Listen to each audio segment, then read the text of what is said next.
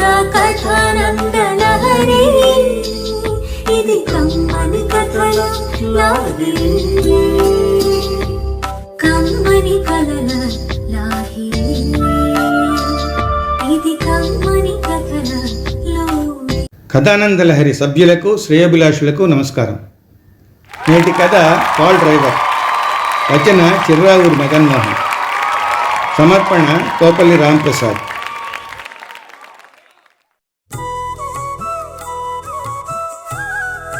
రాత్రి call driver ఆఫీస్కి phone చేసి ఉదయం 9 గంటలకు ఓ డ్రైవర్ని పంపని చెప్పింది సరళ. ఉదయం డ్రైవర్ కోసం ఎదురు చూస్తున్న సరళ అతను రాగానే బయలుదేరింది స్నేహితురాలి కూతురి పెళ్లికి. డ్రైవర్ యువకుడే అయినా సన్నగా పీలగా ఉన్నాడు. అతనిని చూసిన సరళ ఎందుకో ఇంప్రెస్ అవ్వలేదు. కారు విండ్షీల్డ్ గ్లాసు మురికిగా ఉంది. రోడ్లో బండ్లు సరిగా కనబడటం లేదు. అందువల్ల డ్రైవర్ బండిని మెల్లిగా నడుపుతున్నాడు. అసలే మార్నింగ్ రష్. ప్రతివాడు ఏ ఆఫీస్కో కాలేజీకో స్కూల్కో వెళ్ళే టైం. పైగా ఈ డ్రైవర్ వేరే స్లోగా డ్రైవ్ చేస్తున్నాడు. సరళ ఓపిక నశిస్తోంది. డ్రైవర్ కాస్త త్వరగా పోనాయనా, పొద్దున్న పెళ్ళికి వెళ్దాం అనుకుంటే సాయంత్రం రిసెప్షన్ తీసుకెళ్ళేటట్టున్నదే. క్షమించండి, మీ కారు విండ్షీల్డ్కి మురికి ఎలా పేరుకుపోయిందో చూడండి. తుడిచి ఎన్ని రోజులైందో. దారి వేరే సరిగా కనబడటం లేదు బదులు చెప్పాడు డ్రైవర్. సరళ అరికాలి మంట నెత్తికెక్కింది. డ్రైవర్ అన్నవాడు రాగానే కారును తుడిచి శుభ్రంగా ఉంచాలి. అది వదిలి మీ కారు మురిగ్గా ఉందంటాడా? తనకు అహం అడ్డం వచ్చింది. హాయిగా ఏసీ ఎంజాయ్ చేస్తారు, బండిలో కూర్చుని సిస్టంలో పాటలు వింటారు. బండి తుడుచుకోవడానికి ఏం మాయరోగం? 10 లక్షలు పెట్టి కొన్న ఇంకోళ్ళ బండి అంటే అంత చులకన?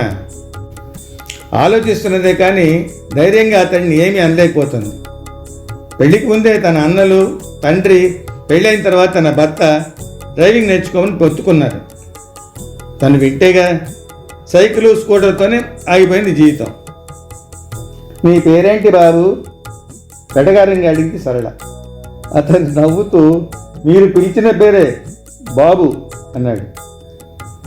సరళ అడిగింది ఆ పేరుని జ్ఞాపకం పెట్టుకొని మళ్ళీ అతడిని నెక్స్ట్ టైం పిలవకుండా ఉండటానికి.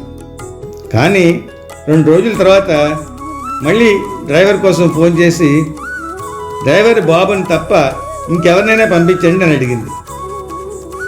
సారీ అండి, పెళ్ళిళ్ళ రోజులు, అందరు డ్రైవర్లు బయటికి వెళ్ళారు, బాబు మాత్రమే ఉన్నాడు, వద్దంటే వదిలేయండి అన్నారు.